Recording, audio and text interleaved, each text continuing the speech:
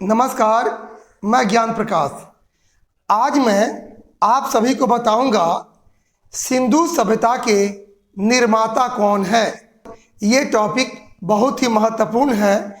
आप जब इसको जानेंगे तो आपके अंदर रोमांच जरूर पैदा होगी। आप मेरे चैनल को पहली बार देख रहे हैं, इसे सब्सक्राइब जरूर कर लेंगे, बेल आइकन को प्रेस कर लेंगे। आज मैं आप सभी को बताऊंगा ये सिंधु सभ्यता के निर्माता कौन थे।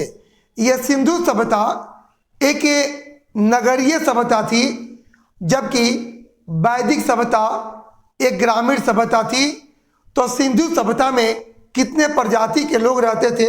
तो सिंधु सभ्यता में ये 4 प्रजाति के लोग रहते थे। वो कौन कौन से हैं?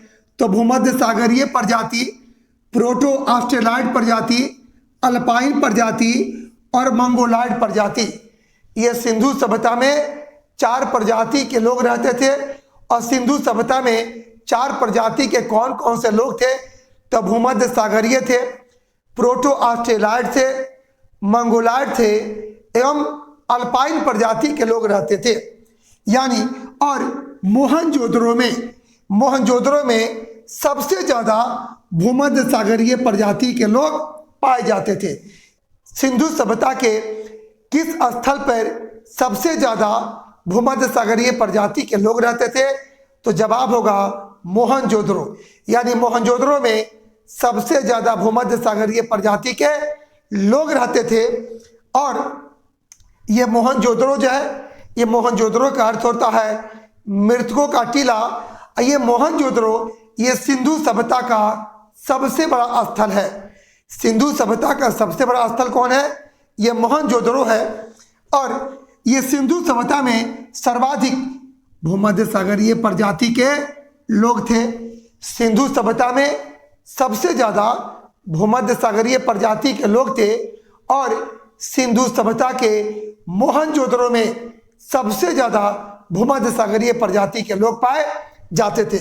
और अधिकांश विद्वान ये सिंधु सभ्यता के निर्माता भूमध्य सागरीय प्रजाति के जाति के लोग को ही मानते थे। अधिकांश विद्वान जो थे ये सिंधु सभ्यता के निर्माता भूमध्य सागरीय प्रजाति को ही मानते थे। और सिंधु सभ्यता में सबसे ज्यादा भूमध्य सागरीय प्रजाति के लोग पाए जाते थे। इसके बाद ये भूमध्य सागरीय प्रजाति को ही द्रविड़ प्रजाति कहा जाता है। भूमध्य सागरीय प्रजाति को ही ये द्रविड़ प्रजाति कहा जाता है। और ये भूमध्य सागरीय प्रजाति के इस समय दक्षिण भारत में पाई जाती है।